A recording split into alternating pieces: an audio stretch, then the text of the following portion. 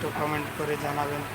যে কথা বলছিলাম, হয়তোবা আপনি কুচো কৃমির সমস্যায় ভুগছেন, আপনি রাত্রে ঠিক ঘুমোতে পারছেন না, অস্বস্তি বোধ হচ্ছে। এছাড়াও কিন্তু বাচ্চা কাচ্চারা রাতে বেলায় ঘুমের ঘরে দাঁত খটখট করে, তখন আপনি বুঝে নেবেন যে আপনার বাচ্চার কৃমির সমস্যা। তাহলে এই কৃমির সমস্যার থেকে কিভাবে আপনি মুক্তি পাবেন বা কী ব্যবহার করবেন, বিস্তারিত জেনে যান। আপনার বাড়িতে যে মহামূল্যবান কালমেঘ গাছ আছে, এই কালমেঘ গাছ নেবেন।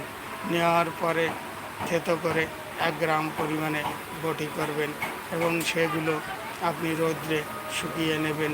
নেওয়ার পরে সকালে খালি পেটে একটা খাবেন এবং রাত্রেতে একটা খাবেন। এছাড়া বাচ্চাদের কিন্তু ওই একটার বটির হাফ করে দেবেন।